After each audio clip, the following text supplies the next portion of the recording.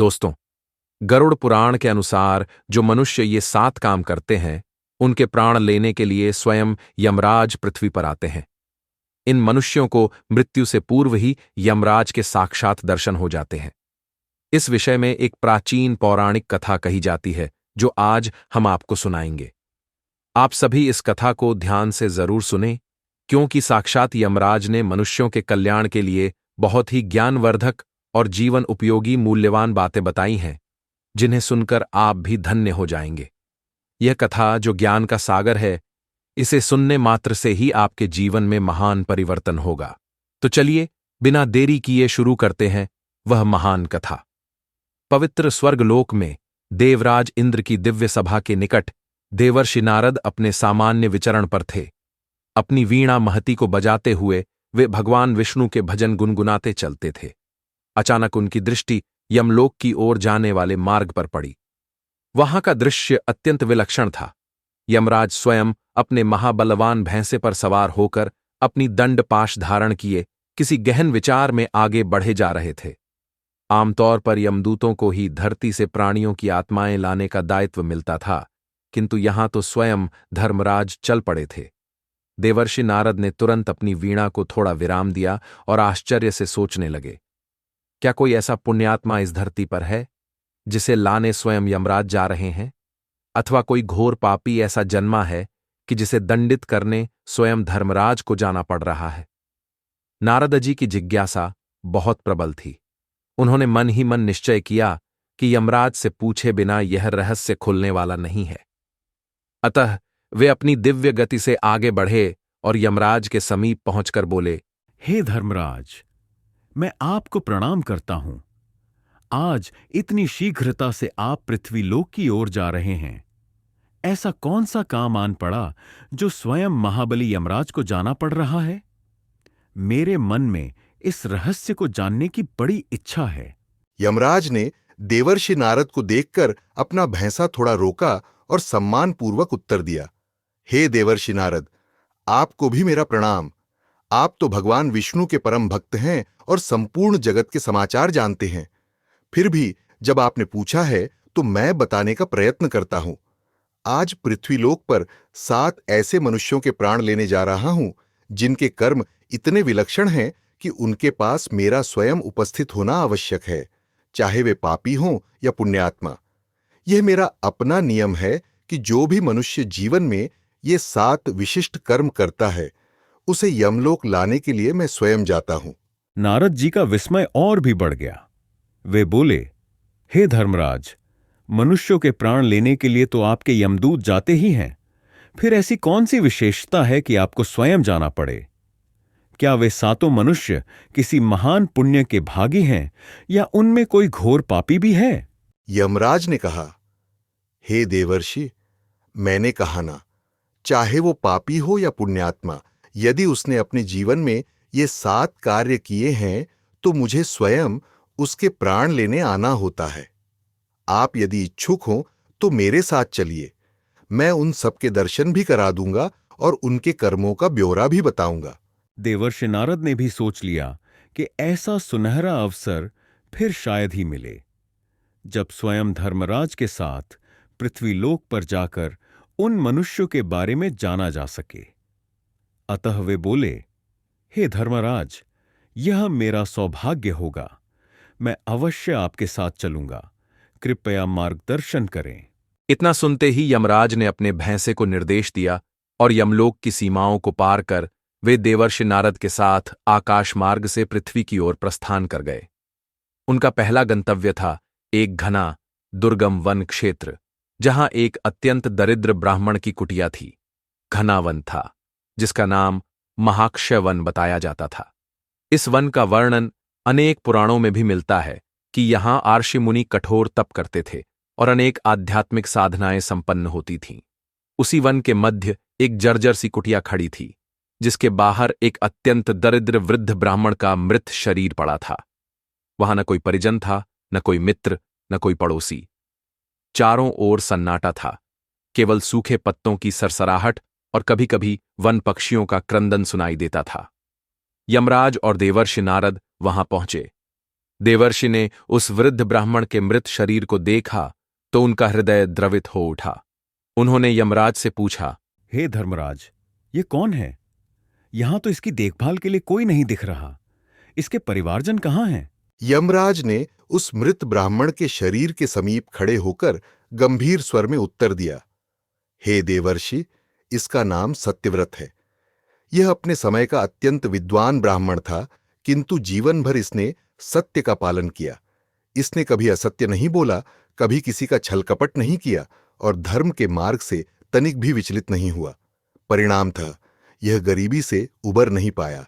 समाज ने इसका तिरस्कार किया क्योंकि सत्य बोलते समय कई बार यह लोगों को अप्रिय भी लगता था। इसके वचनों की कठोर सत्यता के कारण लोगों ने इसे दरिद्र बनते देखा। कोई इसकी सहायता को आगे नहीं आया।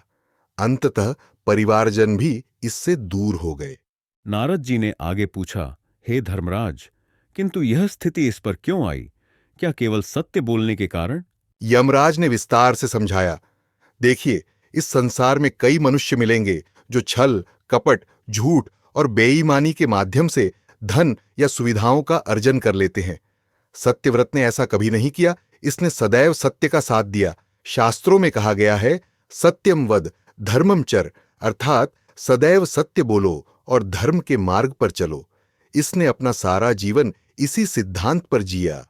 हो सकता है भौतिक दृष्टि से इसका जीवन संघर्षमय रहा हो, किंतु आध्यात्मिक दृष्टि से यह महान पुण्यात्मा है।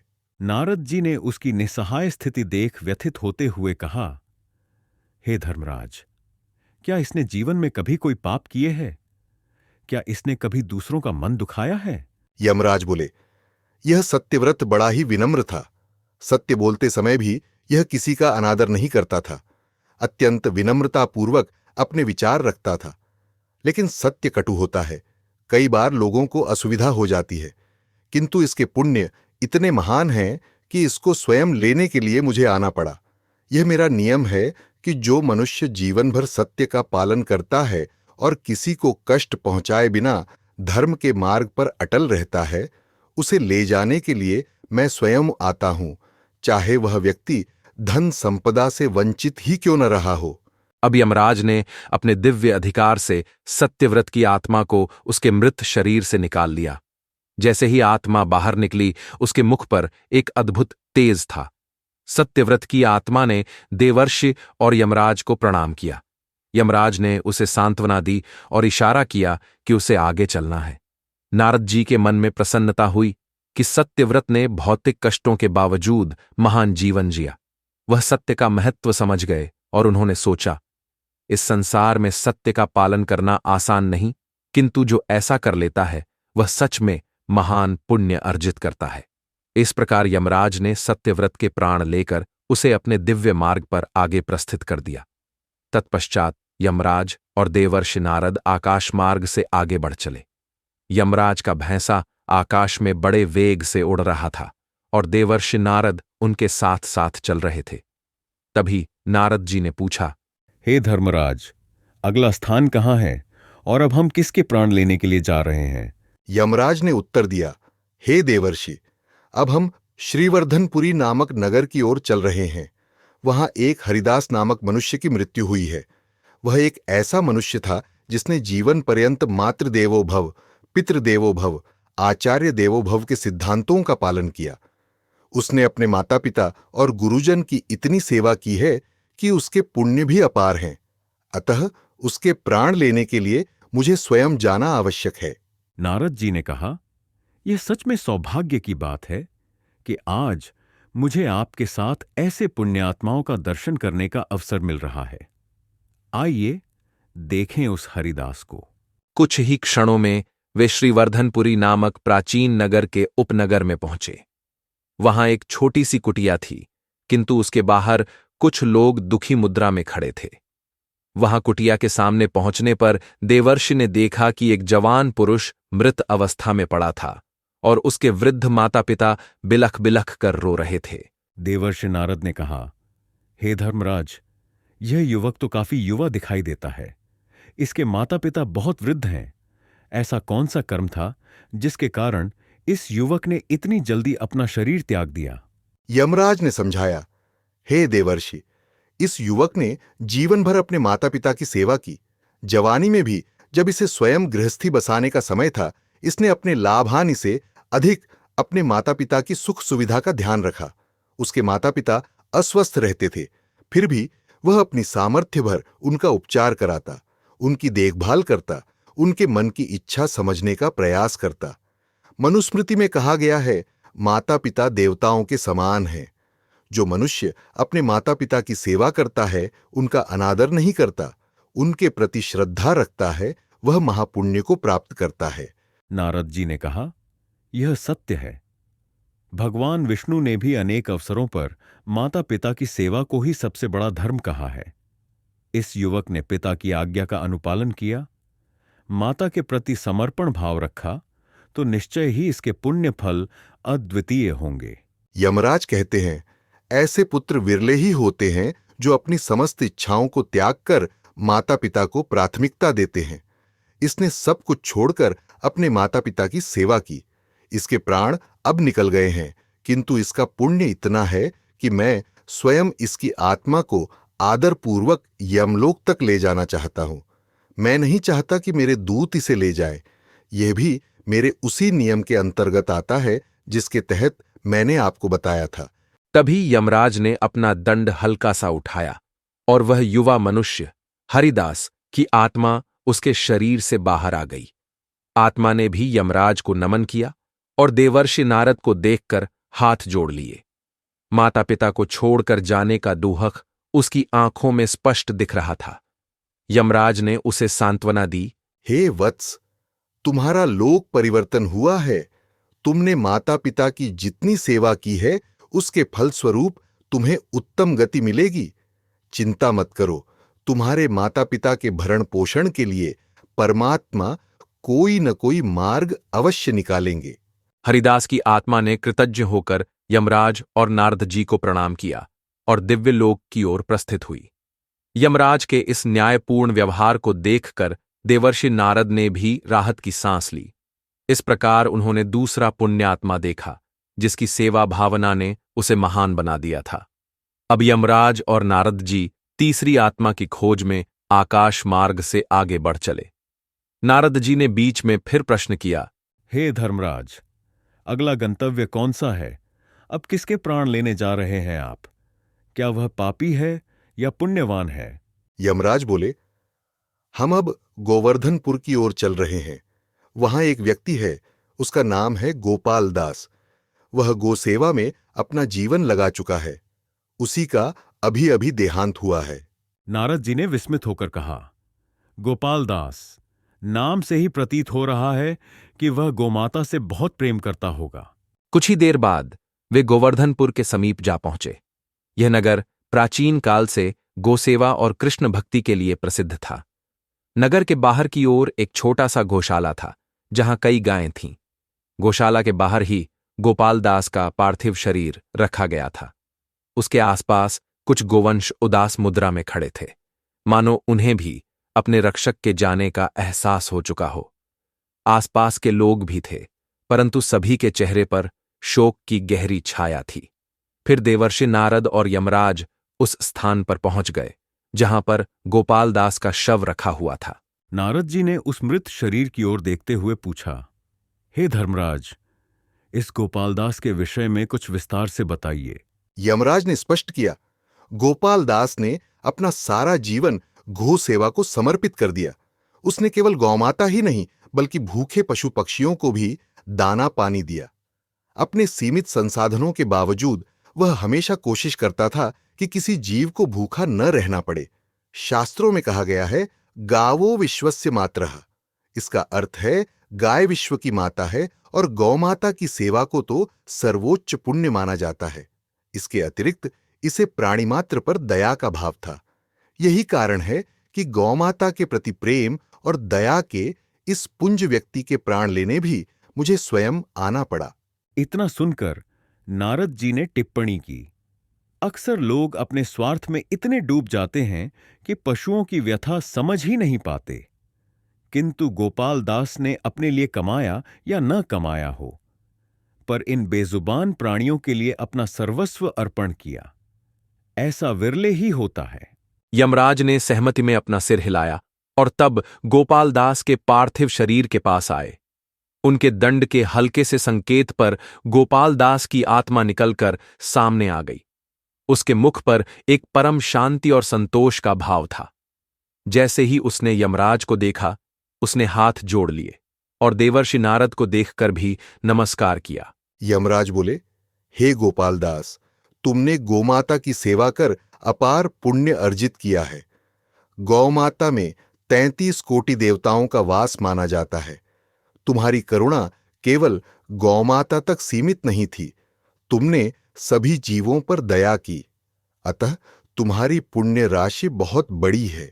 गोपालदास की आत्मा ने विनम्रता से कहा, हे धर्मराज, मैंने जो भी किया वह मात्र एक सेवा थी।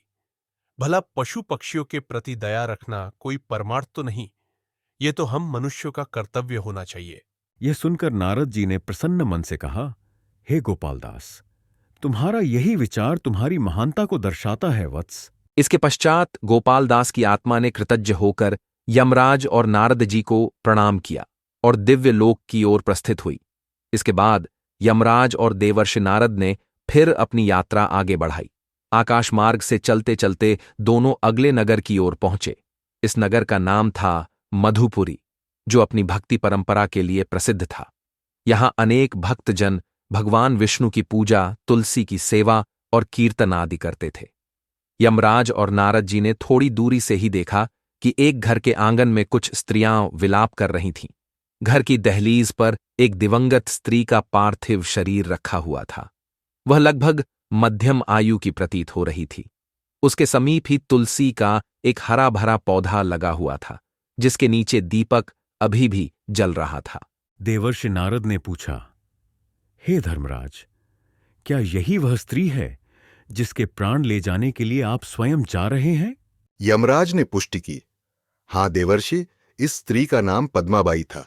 यह प्रतिदिन प्रातः स्नान के बाद तुलसी को जल चढ़ाती, उसके समक्ष दीपक प्रज्वलित करती और भगवान विष्णु के नाम का जाप करती थी। तुलसी को वैष्णव परंपरा में अत्यंत पवित्र माना गया है। यह देवी स्वयं धरती पर अवतरित हुई हैं, जिनके पूजन से मनुष्य को अपार पुण्य की प्राप्ति होती है। तुलसी दलम अर्पयामि देव, जरा सा तुलसी दल भी भगवान विष्णु को अत्यंत प्रिय है। अतः पद्माबाई ने अपनी भक्ति और समर्पण के कारण विशिष्ट स्थान पाया है। फिर घर के आंगन में प्रवेश करते ही यमराज व नारद जी ने देखा कि कुछ पड़ोसी स्त्रियां पद्माबाई की देह के पास बैठी थीं। उसके पति और पुत्रियां भी विलाप कर रहे थे। घर के आंगन में वह तुलसी चौरा था जहां पद्माबाई रोज जल चढ़ाया करती थी। वहां एक कलश रखा था जिसमें गंगा जल था और एक छोटा दीपक अभी तक टिमटिमा रहा था। नारद जी ने कौतूहल पूर्वक पूछा, हे धर्मराज, तुलसी की पूजा में ऐसा क्या महत्व है जो आपने स्वयं आने का नियम बना रखा है? यमराज ने विस्तार से समझाया, तुलसी स्वयं लक्ष्मी स्वरूपा है। तुलसी शब्द का अर्थ ही अनूठा, अद्वितीय होता है। पद्म पुराण और अन्य कई ग्रंथों में वर्णन आता है कि तुलसी व्रत, तुलसी पूजन करने वाले मनुष्य के बड़े से बड़े पाप नष्ट हो जाते हैं। भगवान विष्णु के समक्ष यदि तुलसी दल चढ़ाया जाए तो वह अत्यंत प्रसन्न होते हैं। पद्माबाई ने अपने जीवन में यह नियम कभी नहीं तोड़ा। बरसात हो या सर्दी, उसने प्रतिदिन तुलसी को जल दिया, दीप जलाया और भक्ति भाव से स्तुति की। यह भक्ति व सेवा का अद्भुत मेल है। इतना कहकर यमराज ने पद्माबाई के शव के निकट जाकर अपना दंड उठाया, संकेत दिया और उसकी आत्मा शरीर से निकलकर सामने आ गई। वह आत्मा अत्यंत शांत और दिव्य प्रतीत हो रही थी। उसने झुककर यमराज व नारद जी को प्रणाम किया। यमराज ने स्नेहिल स्वर में कहा, हे पद्माबाई, तुमने घर गृहस्थी के दायित्व निभाते हुए भी जिस समर्पण भाव से तुलसी पूजन किया है वह अनुकरणीय है। धर्म के मार्ग पर चलते हुए, गृहस्थ धर्म का पालन करते हुए भी परमात्मा की भक्ति संभव है। तुमने यही संदेश दिया है। पद्माबाई की आत्मा ने उत्तर दिया, हे धर्मराज, यह सब तो भगवान की कृपा है। मैंने केवल अपने मन और विश्वास का पालन किया। मुझे नहीं पता था कि इसके ऐसे दिव्य फल भी मिलेंगे। इसके उपरांत पद्माबाई की आत्मा भी यमलोक जाने हेतु तैयार हो गई। पीछे उसका परिवार विलाप करता रहा, परंतु यमराज ने बिना विलंब किए आगे प्रस्थान का निश्चय किया। देवर्षि नारद भी साथ थे। वे सोच रहे थे, इस संसार में भक्ति और श्रद्धा के कितने ही रूप हैं, किंतु सत्य, सेवाभाव, गोसेवा और अब तुलसी पूजन, हर एक कार्य व्यक्ति को दिव्य बना देता है। यमराज का भैंसा अब उन्हें मध्य देश के एक प्राचीन नगर इंदुपुर की ओर ले जा रहा था। यह नगर चंद्रवंश के किसी प्राचीन राजा के नाम पर बसा बताया जाता था। वहां एक वृद्ध स्त्री का देहांत हुआ था, जिसका नाम सुभद्रा देवी था। वह एक दीनहीन अवस्था में रहती थी, किंतु उसकी भक्ति और उपासना बहुत ऊंचे स्तर की थी। यमराज ने संकेत दिया कि अब अगला गंतव्य वहीं है। नारद जी ने मार्ग में ही पूछ लिया, हे धर्मराज, यह सुभद्रा देवी कौन है? इसने ऐसा कौन सा पुण्य किया है जो आप स्वयं इसे भी लेने जा रहे हैं? यमराज ने कहा, हे देवर्षि, इस स्त्री ने अपने जीवन में एकादशी का व्रत पूरी निष्ठा से किया है। देवर्षि कहते हैं, हे धर्मराज, आपने बताया कि इस स्त्री ने जीवन भर एकादशी का व्रत किया। क्या एकादशी व्रत का इतना बड़ा महत्व है? यमराज ने कहना आरंभ किया, हे देवर्षि, एकादशी का व्रत भगवान विष्णु को अत्यंत प्रिय है। एकादशी स्वयं हरि का दिन माना जाता है। श्री विष्णु पुराण, पद्म पुराण आदि में एकादशी व्रत की महिमा का विस्तार से वर्णन है। मनुष्य यदि श्रद्धा व नियम पूर्वक एकादशी का व्रत करे तो उसके अनेक जन्मों के पाप कट जाते हैं और उसे भगवान विष्णु की कृपा प्राप्त होती है। सुभद्रा देवी ने युवावस्था से लेकर अपने अंतिम समय तक एकादशी व्रत कभी नहीं छोड़ा, चाहे मौसम कैसा भी हो, चाहे धन की अवस्था हो या न हो। बात करते करते वे इंदुपुर पहुंच गए। शहर के एक कोने में एक पुराना मकान था, जहां सुभद्रा देवी का पार्थिव शरीर रखा हुआ था। वहां कुछ पड़ोसी स्त्रियाओं और 2-4 परिचित जन एकत्र थे। सुभद्रा देवी के अपने रिश्तेदार शायद इधर उधर बिखरे हुए थे, अधिकतर बाहर के नगरों में थे, अतः अंतिम समय में कोई साथ न था। फिर नारद जी और यमराज उस स्थान पर उपस्थित हुए जहां पर सुभद्रा देवी का शव रखा हुआ था। नारद जी ने उस दिवंगत वृद्धा को देखकर अपनी वीणा को धीमे से बजाते हुए प्रश्न किया, हे धर्मराज, क्या इस वृद्धा का सारा जीवन इसी इंदुपुर नगर में बीता? यमराज ने बताया, हां, सुभद्रा देवी यहीं पली बढ़ी। इनके पति का देहांत बहुत पहले हो चुका था। उसके बाद इन्होंने अपना अधिकांश समय भक्ति और व्रत उपवास में लगाया। विशेषकर एकादशी के दिन वे सूर्योदय से पहले ही उठती, स्नान करती, मंदिर जाकर भगवान विष्णु के समक्ष दीप प्रज्वलित करती और दिन भर व्रत रखती। रात्रि को एकादशी की कथा या भजन सुनती। प्रायः निर्जल या फलाहार व्रत करती थीं। जो मनुष्य नियम पूर्वक एकादशी करता है, उसे भवसागर पार करने में सुगमता मिलती है। वह अपने पापों से मुक्त होता है और अपने चित्त को शुद्ध करता है। फिर यमराज ने दंड उठाकर इशारा किया और उनकी आत्मा शरीर से निकलकर सामने आ गई। उन्होंने दोनों हाथ जोड़कर यमराज व देवर्षि नारद को प्रणाम किया। आत्मा के मुख पर भक्ति का अद्भुत तेज था। यमराज बोले, हे सुभद्रा देवी, तुमने जीवन भर एकादशी का व्रत कर जो भक्ति की है वह अद्वितीय है। तुम्हें अपने पुण्यों का श्रेष्ठ फल प्राप्त होगा। मैं तुम्हें स्वयं विदा देने आया हूं। इस प्रकार सुभद्रा देवी की आत्मा भी दिव्य गति को प्राप्त हुई। यमराज ने देखा कि नारद जी के मन में इस एकादशी व्रत के प्रति गहरी श्रद्धा पैदा हो रही है। नारद जी मन में सोच रहे थे, भगवान की भक्ति किसी को भी कितना दिव्य बना सकती है। इसके पश्चात यमराज और नारद जी ने सुभद्रा देवी के घर से प्रस्थान किया और आकाश मार्ग पकड़ा। मार्ग में नारद जी ने पूछा, हे धर्मराज, अब हम किस पुण्यात्मा को मिलने जा रहे हैं? यमराज ने कहा, अब हमें प्रभासपुरी जाना है। वहां एक धनवान वैश्य पुरुष का अभी स्वर्गवास हुआ है। वह बहुत उदार हृदय था। अतिथियों की सेवा, अन्नदान, जलदान इत्यादि करता था। उसका नाम है उदार सेन। देवर्षि नारद ने जिज्ञासा व्यक्त की, आपने कहा था कि चाहे पापी हो या पुण्यात्मा, जिनके कर्म विशिष्ट हों, उन्हें लेने आप स्वयं आते हैं।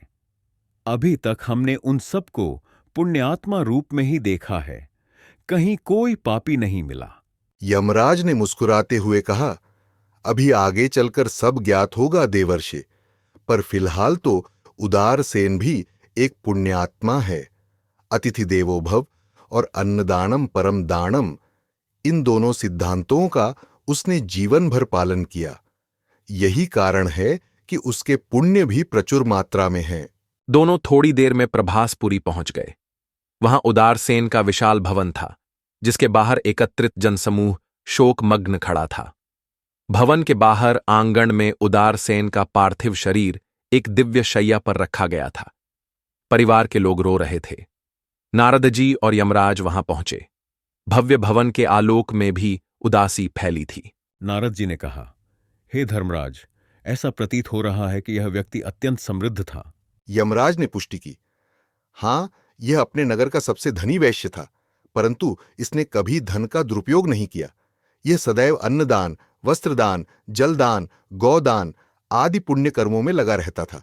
इसका घर सतत अतिथियों से भरा रहता था। कोई राहगीर भूखा न रह जाए, यह इसका प्रयास रहता। मनुस्मृति सहित कई धर्मशास्त्रों में कहा गया है कि अतिथि देवो भव। किसी भूखे को भोजन कराना सबसे बड़ा परोपकार है। इसी को अन्नदानम परम दानम कहा गया है। नारद जी ने सराहना की, निश्चित ही बड़ा पुण्यवान होगा यह उदारसेन। धन मिलने पर भी लोग अहंकारी हो जाते हैं, किंतु इसने सेवा मार्ग चुना। यमराज ने सहमति में सिर हिलाया। फिर वे उदारसेन के पार्थिव शरीर के निकट गए और यमदंड के संकेत से उसकी आत्मा बाहर आ गई। आत्मा तेजस्वी थी, परंतु जाने अनजाने उसे अपने परिवार और नगर से विछोह का दूहक भी था। यमराज बोले, हे उदारसेन, तुमने धन पाकर भी लोभ नहीं किया, जरूरतमंदों की मदद की, अतिथियों का सत्कार किया, अन्नदान किया, अतः मैं स्वयं तुम्हें विदा देने आया हूं। तुम्हारे पुण्यों की महिमा अपरंपार है। इतना कहकर यमराज ने उदारसेन को आशीर्वाद दिया और उसकी आत्मा दिव्य लोक के लिए प्रस्थान करने लगी। फिर यमराज और देवर्षि भी उस स्थान से प्रस्थान हुए और आकाश मार्ग की ओर जाने लगे। अब तक देवर्षि नारद और यमराज 6 व्यक्तियों के प्राण ले चुके थे, जिनमें हर एक में कोई न कोई विशिष्ट पुण्य कर्म दिखाई दिया। सत्यव्रत, हरिदास, गोपालदास, पद्माबाई, सुभद्रा देवी और उदारसेन। 7वां कौन है जिसकी आत्मा लेने के लिए यमराज स्वयं जा रहे हैं? यमराज ने स्वयं कहा, हे देवर्षि, आपने पूछा था कि इन 7 में पापी भी हो सकता है, किंतु अब तक तो सब पुण्यात्माएं ही मिली। चलिए, अब हम उस 7वीं आत्मा के पास चलते हैं। वह एक पतिव्रता स्त्री है, नाम है सावित्री। वह विदेह नगरी में रहती है, जो प्राचीन मिथिला का ही एक प्रसिद्ध भाग है। उसका अभी अभी निधन हुआ है। नारद जी ने विस्मय से पूछा, हे धर्मराज, पतिव्रता स्त्री का भी ऐसा महत्व है कि उसके प्राण लेने आप स्वयं आते हैं? यमराज ने स्मित मुस्कान के साथ उत्तर दिया, हे देवर्षि, शास्त्रों में पतिव्रता धर्म को अत्यंत उच्च स्थान दिया गया है। सतयुग से लेकर द्वापर युग तक अनगिनत उदाहरण हैं। सावित्री सत्यवान, सीताराम, दमयंती नल आदि। यह पतिव्रता स्त्री अपने पति को परमेश्वर समान मानकर उसकी सेवा करती है, उसके प्रति एकनिष्ठ रहती है, जीवन के सुख दुख में साथ देती है।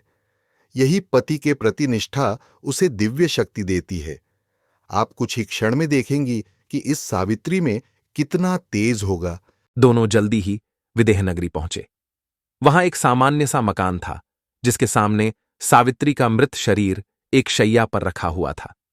पास में उसका पति बैठा हुआ विलाप कर रहा था।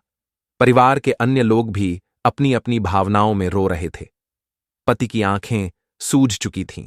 उसे समझ नहीं आ रहा था कि वह अपनी धर्मपत्नी के बिना कैसे रहेगा। नारद जी को यह दृश्य बहुत मार्मिक लगा।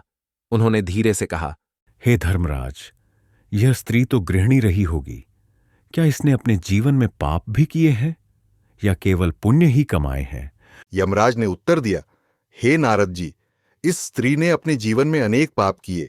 इसने कभी तुलसी को जल नहीं चढ़ाया। ये ईश्वर को भोग लगाने के स्थान पर अपने पति को ही भोजन कराती थी। ईश्वर की पूजा से पहले पति की पूजा करती थी। किंतु हे देवर्षि, पतिव्रता, धर्म अपने आप में महान व्रत है। यदि कोई स्त्री हृदय से अपने पति की सेवा करे, उसे परमात्मा का अंश माने, अपनी इंद्रियों को वश में रखते हुए उसका सुख दुख बांटे, तो वह अलौकिक पुण्य की अधिकारी होती है। सावित्री ने अपने पति की आज्ञा का पालन किया, सदा उसका सम्मान किया, कभी कोई शिकायत नहीं की, चाहे गृहस्थी में कितना भी कष्ट क्यों ना आया हो। उसकी निष्ठा अटूट रही। इसीलिए उसने जितने भी पाप किए, वे सभी इसके पतिव्रता धर्म के आगे नष्ट हो गए। इतना कहकर यमराज ने सावित्री के शरीर के निकट आकर अपना दंड उठाया। उस क्षण से सावित्री की आत्मा बाहर निकली और उसके मुख पर अद्भुत तेज एवं शांति का मिश्रण था। उसने हाथ जोड़कर यमराज और नारद जी को प्रणाम किया। उसके पास खड़ा पति उसकी देह के समीप ही रोता रहा, जिसे इन दिव्य प्रकटियों का बोध न था। यमराज बोले, हे सावित्री, तुम्हारी पतिव्रता निष्ठा अतुलनीय है।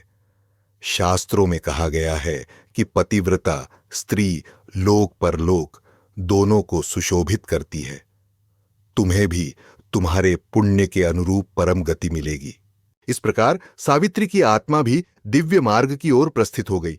उसके पति को नश्वर संसार में उसके बिना जीवन जीना था, परंतु पतिव्रता धर्म की इस महानता को स्वयं यमराज ने मान्य किया।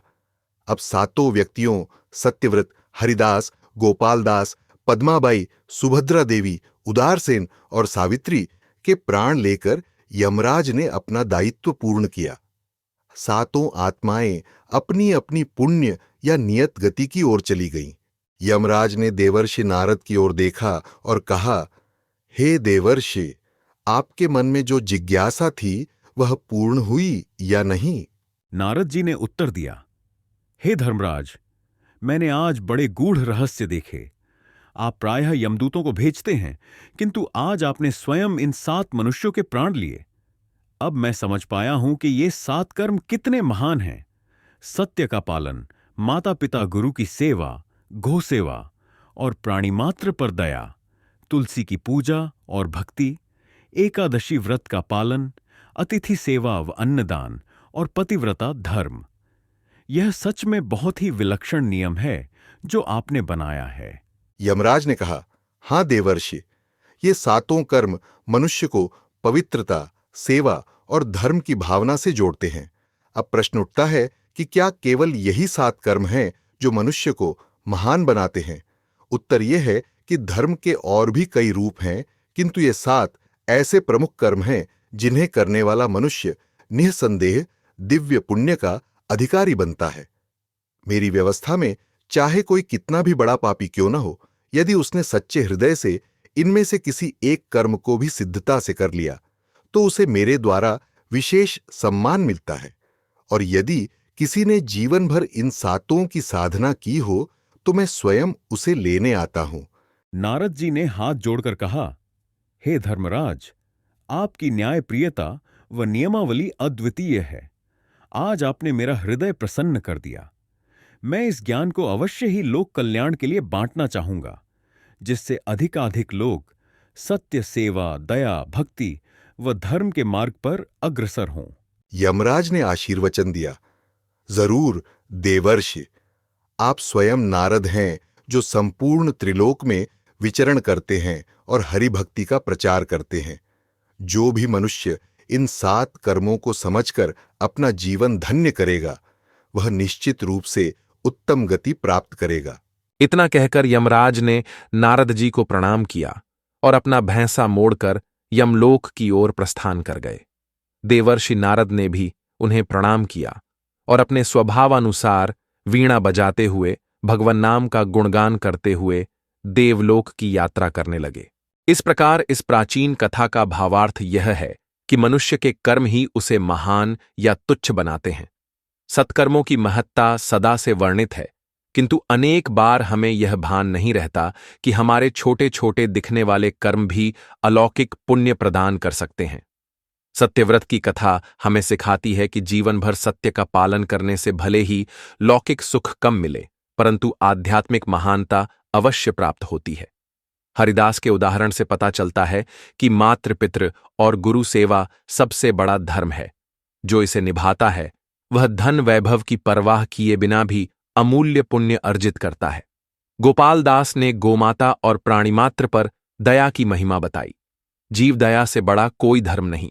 पद्माबाई ने तुलसी की नित्य पूजा करके दिखाया कि भक्ति और श्रद्धा का एक छोटा सा अनुष्ठान भी मनुष्य को कितना ऊंचा उठा सकता है। सुभद्रा देवी ने एकादशी व्रत का महत्व बताया, जिसके पुण्य फल अनंत हैं और जो मनुष्य का चित्त पवित्र कर परमात्मा की भक्ति में लगा देता है। उदारसेन ने अन्नदान, अतिथि सेवा और दान पुण्य की महानता दर्शाई। अतिथि देवो भव तथा अन्नदानम परम दानम जैसे वचनों को चरितार्थ किया। सावित्री ने पतिव्रता धर्म के महत्व को समझाया, जहां पति पत्नी के पारस्परिक प्रेम और निष्ठा को ईश्वरीय स्थान प्राप्त है। इन सातों ने अपना जीवन भले ही अलग अलग परिस्थितियों में बिताया, लेकिन एक बात सब में समान थी, धर्म में आस्था और मानवीय मूल्यों का सम्मान। इसी कारण इन सब के प्राण लेने के लिए यमराज स्वयं आए। इति श्री यमराज नारद संवाद कथायां सप्त महत्र कर्माणा महिमा संपूर्णम। तो दोस्तों, उम्मीद है आपको यह कथा पसंद आई होगी। वीडियो को लाइक जरूर करें और कमेंट में जय श्री कृष्ण अवश्य लिखें। साथ ही चैनल को सब्सक्राइब करें। आप सभी का धन्यवाद।